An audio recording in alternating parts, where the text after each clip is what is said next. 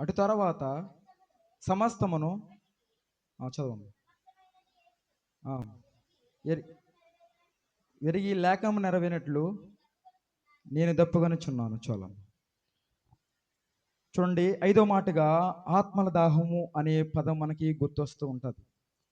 యేసుక్రీస్తు వారు ఆత్మల దాహం కలిగి ఉన్నారండి. మరి మొదటి మాట మాట్లాడాను, రెండో మాట మాట్లాడాను, మూడో మాట మాట్లాడాను. మన యొక్క సందర్భంలో ఐదో మాట ఎప్పుడు కూడా నేను మాట్లాడలేదు. హల్లెలూయా, హల్లెలూయా.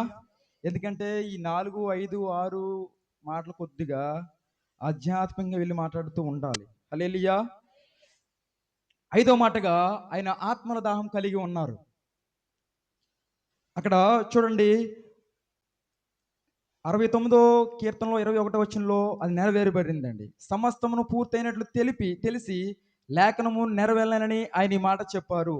యేసుక్రీస్తు వారు ఈ పలికిన వంటి ఐదో మాట మనకి 69వ కీర్తన 21లో నెరవేరబడిందండి. చదవ నేను క్లుప్తంగా ముగిస్తాను. అయితే మనం ఆలోచన చేసినట్లయితే ఈ చదువుకున్న వాక్యానికి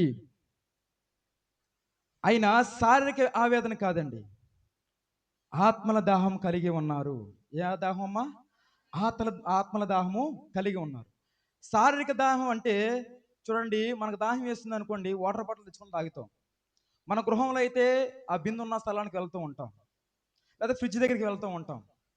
కానీ ఆయన శారీరక దాహం కాదండి, ఆత్మల దాహం కలిగి ఉన్నారు. హల్లెలూయా, హల్లెలూయా. చూడండి, మొట్టమొదటగా ఐదో మాట ద్వారా మనం నేర్చుకోవాల్సింది ఏమిటంటే, విశ్వాస యొక్క దప్పిక తీర్చడానికి ఆయన దప్పుకున్నాడమ్మా. విశ్వాసుల యొక్క దప్పిక తీర్చడానికి ఆయన దప్పుకుంటూ ఉన్నాడు. హల్లెలూయా. మనం ఆలోచన చేసినట్లయితే యేసు ఎవరైనా దాహంతో ఉంటే నా యొద్దకు రండి అని పిలుస్తున్నారండి. ఆహ్వానం పలుకుతూ ఉన్నారు. ఈరోజు మన బంధుమిత్రులు పెళ్లికి ఆహ్వానం చేస్తూ ఉంటారు. అదే రీతిగా కూడా యేసుక్రీస్తు వారు ఎవరైనా దాహంగా ఉంటే నా యొద్దకు రండి, నా యొద్దకు రండి, నా యొద్దకు వచ్చిన తర్వాత నేను వారికి ఆత్మీయ దాహాన్ని ఇస్తాను అని యేసుక్రీస్తు వారు ఐదో మాటలో పలుకుతున్నటువంటి ఆత్మల దాహం ద్వారా పలుకుతున్నటువంటి మాట అండి. హల్లెలూయా, హల్లెలూయా. మరి విశ్వాసిగా మనం ఆలోచన చేసినట్లయితే మనకు తెలిసినటువంటి స్త్రీ పేరే ఎవరండి? సమరయ స్త్రీ. యోహాను సువార్త 4వ అధ్యాయంలో రాసుకోండి, తర్వాత పెడతాను PDF. సమయం లేదు కనుక చెప్పుకుంటూ వెళ్తున్నాను. సమరయ స్త్రీ. యేసుక్రీస్తు వారు ఒక దినాన్న ఆ సమరయ ప్రాంతానికి ఒక పనుండి, ఒక అవసరం ఉండి వస్తూ ఉంటారండి. ఇవి వచ్చినప్పుడు ఒక బావి దగ్గర విశ్రాంతి తీసుకుంటూ ఉంటారు. అదే బావి దగ్గర యాకోబు బావి అండి, సుకారుని పట్టణం దగ్గర ఒక యాకోబు బావి ఉంటుంది. అదే బావి దగ్గర, ఏ బావి దగ్గర అయితే యేసుక్రీస్తు వారు విశ్రాంతి తీసుకున్నారో అదే బావి దగ్గర ఒక సమరయ స్త్రీ విశ్రాంతి తీసుకుంటుందా? నీళ్ళ కోసం వస్తుందమ్మా. హల్లెలూయా, హల్లెలూయా. నీళ్ళ కోసం వస్తూ ఉంటుంది. నీళ్ళ కోసం వచ్చినప్పుడు యేసుక్రీస్తు వారు ఆ సమరయ స్త్రీని, అమ్మా నాకు కొద్దిగా దాహంగా ఉంది, నీళ్ళు ఇస్తావా అని అడుగుతూ ఉంటారు.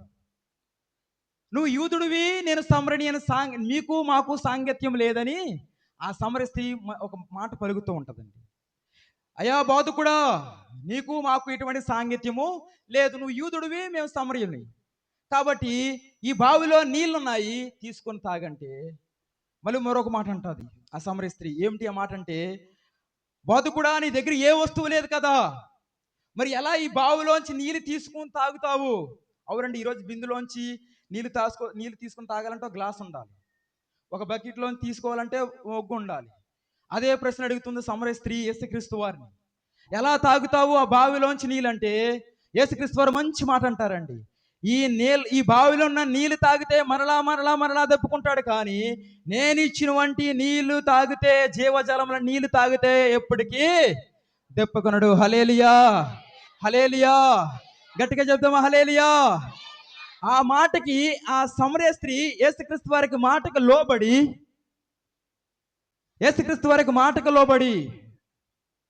ఆ మాట మీద విశ్వాసం ఉంచి యేసుక్రీస్తు వారు ఇస్తున్న వంటి ఆ జీవజాలాన్ని పొందుకుందండి. హల్లెలూయా, హల్లెలూయా. ఈ రోజున ఆ సమరయ స్త్రీ వలె మనము కూడా దేవుని మాటకు లోబడితే, దేవుని మాట యందు విశ్వాసం ఉంచితే మనం ఈ రోజున దప్పిక కలిగి ఉన్నాము. ఆయన ఎద్దుకు వస్తే సమర స్త్రీ ఆయన ఎద్దుకు వెళ్ళినట్టుగా మనము కూడా ఆయన పాదాల దగ్గరికి వెళితే సమర స్త్రీకి ఆ నిత్య జీవం అనే జీవజలములు ఏ రీతిగా ఇచ్చి ఉన్నారో మనకి కూడా అదే రీతిగా ఆ నిత్య జీవం అనే జీవజలములు దేవుడు అనుగ్రహించిన గాక. ఆమేన్. హల్లెలూయా, హల్లెలూయా. రెండవదిగా మనం ఆలోచన చేసినట్లయితే ప్రకటన 7:17 ఉంటుందండి.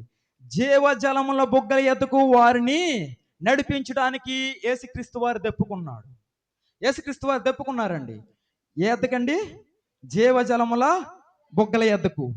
చూడండి, యేసుక్రీస్తు వారు ఒక గొర్రె పిల్లగా సింహాసనం మధ్య నుండి వచ్చి ఉన్నారండి. అనగా తన సింహాసన రాజ్యాన్ని విడిచిపెట్టి ఈ భూమి మీదకి ఒక మనిషి కుమారుడిగా వచ్చి ఒక గొర్రె పిల్లగా ఆయన వధించబడ్డాడు. హల్లెలూయా. ఎందుకు వధించబడ్డాడంటే మనందరినీ జీవజలముల బుగ్గల యొద్దకు నడిపించడానికి. ఎక్కడికండి? జీవజలముల బుగ్గల యొద్దకు నడిపించడానికి. అవి ఎక్కడ ఉంటాయంటే తండ్రి అయిన దేవుని దగ్గర ఉంటూ ఉంటాయి. ఈ రోజున ఒక గురువు ఒక శిష్యుడిని మంచి స్థానంలో ఉంచడానికి ఆశిస్తూ ఉంటాడు. అంతే కదమ్మా? ఏ గురువైనా తన శిష్యుడిని, తన విద్యార్థిని ఒక మంచి స్థానంలో ఒక చెప్పుకోదగ్గ ఉద్యోగం చేయాలని ఆశిస్తూ ఉంటాడు. ఒక గురువు ఒక శిష్యుడిని చెప్పుకోదగ్గ ఒక ఉద్యోగ స్థితిలో ఉండాలని ఏ రీతిగా ఆశిస్తాడో గురువు అయిన వంటి యేసుక్రీస్తు వారు కూడా శిష్యులుగా ఉన్నవంటి విద్యార్థులుగా ఉన్నవంటి సంఘముగా మనమందరం జీవజలములు పొందుకోవాలని తండ్రి యొద్దకు ఆయన మనల్ని నడిపించడానికి ఆయన దెప్పుకుంటూ ఉన్నాడు. హల్లెలూయా, హల్లెలూయా. ఒక ఒక ఒక గురువు మంచి మార్గంలో నడిపిస్తాడండి. మంచి ఉద్యోగం సంపాదించాలంటే ఆ విద్యార్థిని మంచి మార్గంలో నడిపించాలి. మంచి మార్గంలో నడిపిస్తేనే, మంచి విద్యను అభ్యసిస్తేనే ఆ విద్యార్థికి ఒక ఉన్నత స్థాయిలో ఉంటూ ఉంటాడు. ఆ ఉన్నత స్థాయిలో ఉన్నటువంటి తండ్రి యొద్ద ఉన్నటువంటి ఆ జీవజలం మనం కూడా పొందుకోవాలంటే సరి అయిన మార్గంలో నడిపించడానికే ఈ రోజున ఆయన గొర్రెపిల్లగా తన యవ్వన రత్నాన్ని సిలువలో ప్రాణత్యాగము చేశారు. హల్లెలూయా, హల్లెలూయా. మూడవదిగా చెప్పి ముగిస్తాను. మనందరికీ తెలిసినటువంటి విషయమే, ఇశ్రాయేలు ప్రజల ప్రయాణంలో దేవుడు ఇశ్రాయేలు ప్రజలకి దాహాన్ని తీర్చాడండి. ఎప్పుడండి? బండ నుంచి నీళ్ళు ఇచ్చాడు. హల్లెలూయా.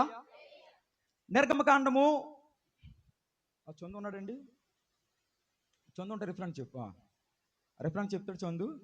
ఆ 17వ అధ్యాయంలో ఎక్కడ ఉంటుందండి అది? హల్లెలూయా, హల్లెలూయా. 7వ అధ్యాయము 17వ అధ్యాయం 7వ వచనం. అప్పుడు ఇశ్రాయేలులు చేసిన పాదములు బట్టి యెహోవా వారి మధ్య ఉన్నాడో లేడో అని వారి యెహోవాను శోధించును బట్టి అతడు ఆ చోటికి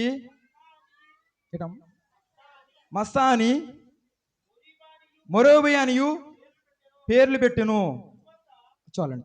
తర్వాత మనం ఆలోచన చేసినట్లయితే ఆ 17వ అధ్యాయం చదువుకున్నట్లయితే అక్కడ ఇశ్రాయేలు ప్రజలందరూ కూడా దప్పుకుంటారండి. 430 సంవత్సరాలు ఐగుప్తు దేశంలో బానిసత్వంగా ఉన్నప్పుడు ఒక దినాన్న ఇశ్రాయేలు ప్రజలందరూ కూడా దేవుని మొరపెట్టినప్పుడు, దేవా మాకు స్వేచ్ఛపూరితమైన వాతావరణం కావాలయ్యా, ఈ ఐగుప్తు దేశంలో మేము బానిసత్వంగా ఉండలేకపోతున్నాము, మమ్మల్ని నడిపించడానికి, మమ్మల్ని విడుదల పరచడానికి ఒక నాయకుని పంపించినంటే ఒక నాయకుని పంపిస్తారండి. ఎవరండి?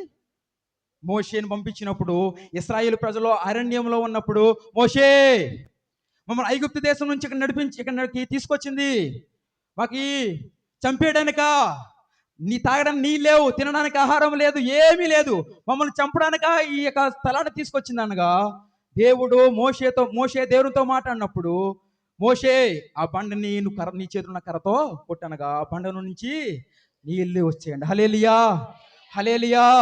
ఇశ్రాయేలు ప్రజల యొక్క దాహాన్ని కూడా దేవుడు తీర్చాడండి. ఈ రోజున మనం కూడా ఒక సమరయ స్త్రీ ఆయన యొద్దకు వెళ్తే, యేసుక్రీస్తు వారి దగ్గరికి వెళ్ళినప్పుడు ఏ రీతిగా తప్పుకున్నటువంటి సమరయ స్త్రీ ఆ ఆత్మల దాహం అనే నిత్య జీవం ఏ రీతిగా పొందుకుందో మనం కూడా అటు రీతిగా నిత్య జీవాన్ని పొందుకోవాలంటే మనము కూడా ఆయన యొద్దకు వెళ్ళాలండి. హల్లెలూయా, హల్లెలూయా. ఈరోజు ఆయన శారీరక వేదన కాదు, శారీరక సంబంధమైన దప్పిక కాదు, ఆత్మల దప్పిక కలిగి ఉన్నాడనేది ఈ మాట 5వ మాటగా వర్తిస్తూ ఉంది. దేవుడి కొన్ని మాటలు దీవించి ఆస్వాదించిన గాక. ఆమేన్. 6వ మాటగా